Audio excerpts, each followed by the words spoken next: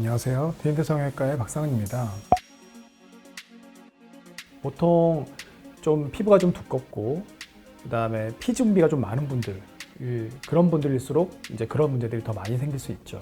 근데 코 수술이라는 거는 기본적인 수술이라는 것 자체가 피부를 약간은 늘리고 그다음에 연골 구조를 강화를 해서 볼륨을 만드는 그런 방식이기 때문에 아무래도 피부가 늘어나면서 나타나는 느낌도 있을 거고요.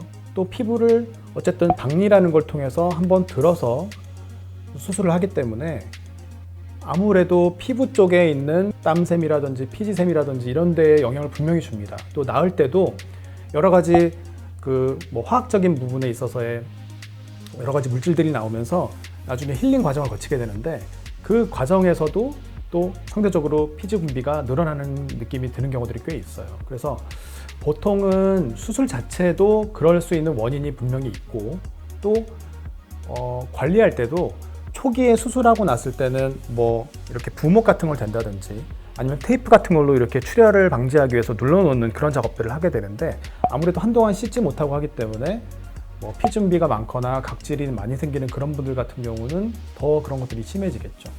그래서 아무래도 모공을 관리하는 데 있어서는 초기에는 초반에 그 염증이나 이런 것들이 생기지 않게 하면서 그 각질이라든지 그 지저분한 그 분비물 같은 것들을 사실 조심조심해서 잘 제거해 주는 게 상당히 중요합니다. 그래서 저희는 이제 수술 받으신 환자분들한테 초기에 수술 다음 날 이 한번 저희가 이렇게 클리닝 해드리는 걸 한번 해드리고 있는데 그 이후에도 환자분들한테 저희는 설명을 드리는 것 중에 하나가 그 각질 관리하는 거. 그래서 좀 피지 분비가 좀 원활하게 될 수 있게 또 피지 분비가 너무 많을 때 그걸 방치하면 염증 같은 것들이 생기면서 모공이 또 넓어지기도 하거든요.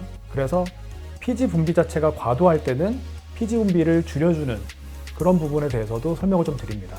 그래서 그거를 좀 설명을 드리면 수술하고 나서 어느 정도 좀 안정화가 됐다고 쳤을 때 코에 있는 피부 부분을 뭐 각질 제거하는 것들 중에 알갱이가 두껍고 이런 거 말고요. 자극이 되게 적은 게 있어요. 효소 제품으로 돼서 이렇게 잘 문지르다 보면 각질 같은 게 조금 자연스럽게 무리한 힘을 안 가해도 좀 부드럽게 벗겨지면서 이제 피지 분비가 잘 배출되게 할 수 있는 그런 것들이 있거든요.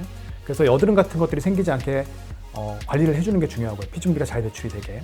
또 한 가지는 특히 여름이 더울 때라든지 이런 온도나 이런 것들이 좀 더웠거나 하면 지루성 피부염이라고 해서 피지 분비가 확 배출이 되면서 피부가 뻘개지는 사람들이 있어요. 지루성 피부인 경우에 그게 정말 이제 과도하게 피지가 많이 분비되면 그것도 모공에도 영향을 미칩니다. 저 같은 경우는 환자분들한테 그게 너무 심할 경우에는 수술하고 나서 한 2달 정도 지난 다음에 이제 피지 분비를 좀 줄이는 약이 있어요. 이 약은 조금 굉장히 주의를 해서 써야 되는 약이라서 피부과 선생님하고 상의를 하시고 약을 드셔야 되는데 요거는 이제 특히 여자분들 같은 경우는 임신을 했을 때 기형아 출산에 영향이 있을 수 있기 때문에 피지 분비를 조절하는 약은 이제 피부과 선생님하고 상의를 해서 드시긴 하셔야겠지만 수술하고 나서 저는 이제 2달 정도 지나고 나서 그 피지 분비가 너무 심한 분들한테는 그 약을 좀 드시라고 합니다.